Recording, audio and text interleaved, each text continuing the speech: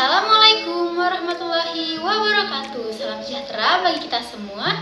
Perkenalkan, saya Indriana Triherawati dari Program Studi Manajemen Pendidikan Fakultas Ilmu Pendidikan Universitas Negeri Jakarta.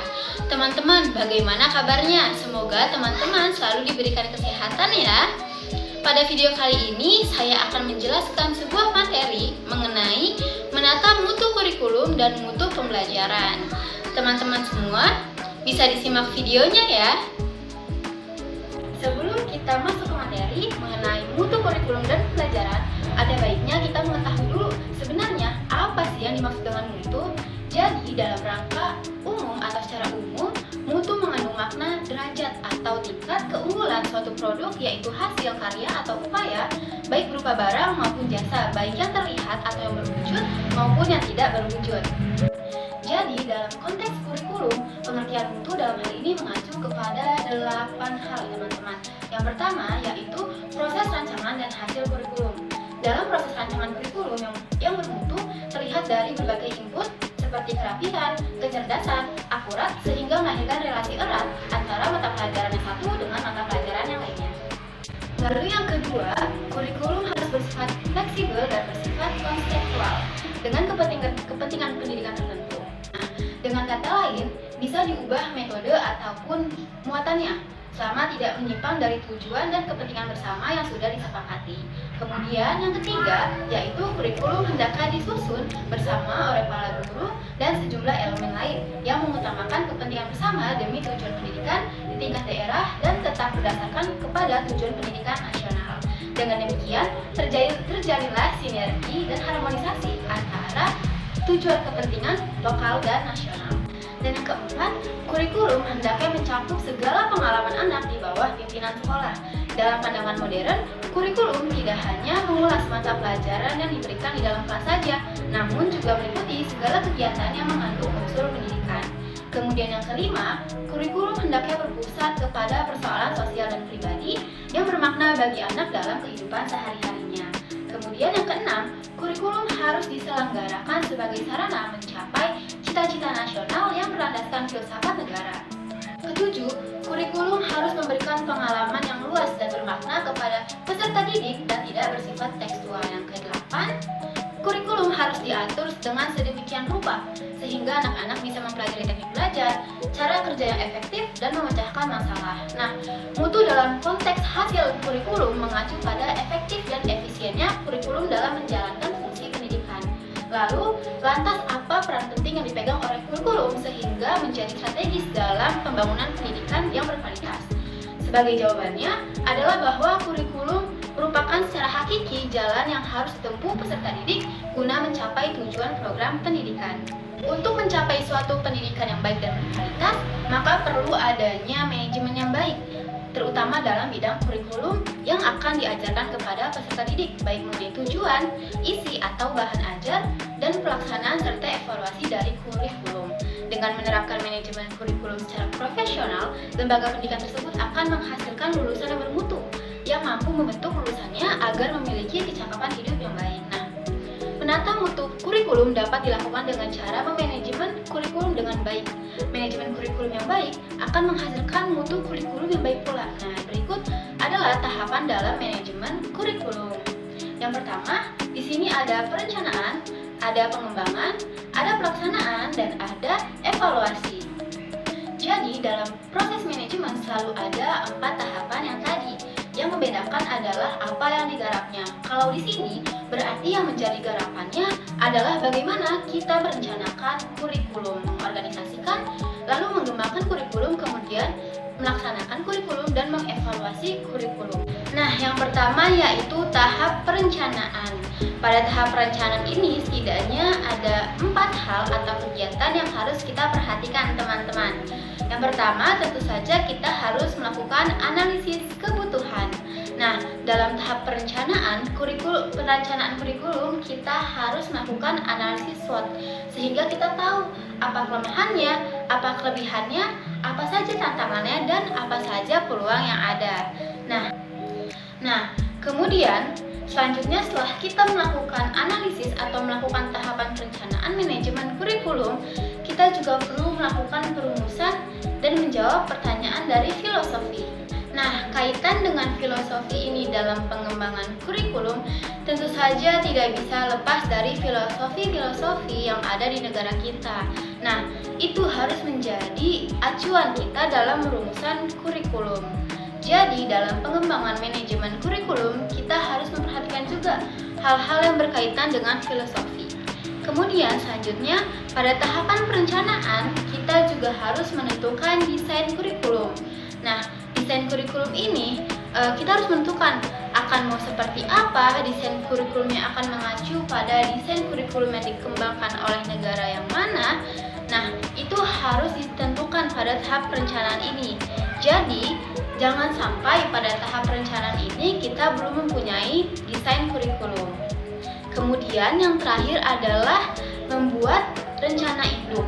Nah, yaitu rencana induk ini merupakan pengembangan, pelaksanaan, dan penilaian. Jadi, di sini kegiatan atau rencana induk dari manajemen kurikulum yang ada dalam tataran teknis itu berkaitan dengan bagaimana mengembangkan kurikulum yang ada, kurikulum yang akan kita laksanakan, dan bagaimana kita melakukan perbaikan terhadap kurikulum yang sudah ada. Nah, selanjutnya adalah tahap yang kedua, yaitu tahap pengorganisasian atau pengembangan kurikulum. Selanjutnya, tahap yang kedua yaitu berkaitan dengan bagaimana tahapan-tahapan dalam manajemen kurikulum yang sebelumnya. Nah, ada beberapa hal yang harus diperhatikan dalam tahapan ini. Yang pertama, yaitu di tahap pengembangan ini harus ada perumusan rasional atau dasar pemikiran. Jadi ketika kita mengembangkan kurikulum, harus ada dasar pemikiran yang rasional dan itu bisa diterima oleh masyarakat secara logis. Nah, ini menjadi acuan pertama dalam tahap pengembangan kurikulum.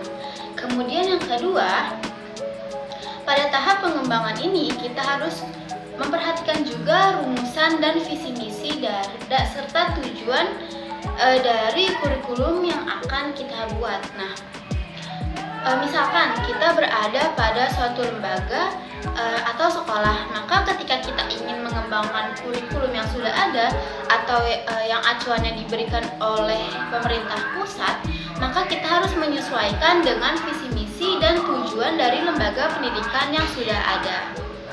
Kemudian selanjutnya yaitu penentuan struktur dan isi dari program. Nah, pada tahap ini kita harus membuat struktur kurikulum di lembaga pendidikan kita. Misalnya, dalam hal struktur mata pelajarannya akan seperti apa yang akan ditambahkan, dan juga apa yang akan menjadi muatan kebaruan. Nah, dan serta kita harus menentukan nih apa yang akan menjadi ciri khas dari sekolah yang akan kita pegang. Kemudian yang keempat adalah pengorganisasian kegiatan pembelajaran. Dalam tahap pengembangan ini, kita harus mulai menyusun bagaimana kegiatan pembelajaran yang nantinya akan dilaksanakan. Nah, mungkin secara standar SOP itu sudah ada dari berbagai sumber yang menjadi acuan semua masyarakat atau semua guru, bahkan semua sekolah. Nah, kita boleh melakukan modifikasi dari SOP yang sudah ada mengenai bagaimana kita mengorganisasikan kegiatan pembelajaran yang akan menjadi ciri khas dari sekolah kita. Kemudian terkait dengan pemilihan sumber dan sarana belajar. Nah, nilai ini tentu saja menjadi hal yang perlu kita perhatikan ketika kita ingin mengembangkan sebuah kurikulum. Jadi, kita harus melihat bagaimana sumber belajar yang tersedia, bagaimana alat-alat yang mendukung untuk pembelajaran. Sudah tersedia atau belum, atau kita juga harus menentukan serta menyesuaikan dengan sarana belajar yang tersedia di sekolah. Kemudian selanjutnya yaitu penentuan cara mengukur hasil belajar. Nah, ini juga harus menjadi pertimbangan ketika kita berada pada tahap pengembangan. Bagaimana kita mengukur hasil belajar dari siswa atau peserta didik. Kemudian tahap yang ketiga yaitu ada tahap pelaksanaan, yang mana tahap ini ada setelah tadi tahap perencanaan, tahap pengembangan kurikulum, dan selanjutnya yaitu tahap pelaksanaan kurikulum. Nah, tentu saja pada setiap pelaksanaan ini sudah berada pada tataran teknis pembelajaran, kemudian juga menyusun RPP kemudian menjabarkan materi-materi yang ada. Nah, jadi materi yang sudah dipilih kita jabarkan lagi bagaimana penentuan strategi dan metode-metode pembelajaran. Nah, di sini juga ada penentuan bagaimana langkah-langkah yang akan dilakukan dalam pembelajaran supaya pembelajaran yang kita lakukan itu mencapai tujuan yang sudah ditentukan sebelumnya. Kemudian penyediaan sumber dan alat pembelajaran dan sarana pembelajaran. Kemudian juga menentukan cara menilai proses dan cara menentukan hasil pembelajaran. Dan yang terakhir adalah setting lingkungan pembelajaran. Jadi pada tahap pelaksanaan ini sudah sangat teknis yang berkaitan dengan pembelajaran yang akan dilaksanakan oleh guru yang mana akan diterima oleh siswa. Nah, selanjutnya kita sampai pada tahap terakhir dalam manajemen kurikulum, yaitu tahap evaluasi. Nah, pada tahap ini guru akan melakukan evaluasi sejauh mana kekuatan dan kelemahan dari kurikulum yang dikembangkan atau kurikulum yang dipakai. Jadi, kalau misalkan sudah merencanakan pengembangan kurikulum itu dalam struktur, ternyata ada mata pelajaran tambahan dan ada program-program yang ternyata itu unggulan. Nah, pada tahap ini dilakukanlah evaluasi apakah program-program tersebut berhasil mencapai tujuan yang telah disusun atau ternyata program-program tersebut masih perlu dievaluasi atau masih perlu diperbaiki. Nah, jadi di sini perlu dilakukan evaluasi. Nah, bentuk dari evaluasi yang bisa dilakukan misalnya dengan melaksanakan evaluasi setiap hari atau setiap pekan, kemudian langsung diperbaiki ketika ada kekurangan maupun ada yang tidak sesuai. Tetapi bisa juga dilakukan pada akhir semester atau akhir tahun sehingga bisa melihat dampak dari program yang sudah dirancang, sejauh mana atau seberapa besar dampaknya terhadap peserta didik. Nah, jika tadi kita sudah membahas mengenai mutu kurikulum, kemudian sekarang kita akan beralih kepada pembahasan yang kedua, yaitu mengenai mutu pembelajaran.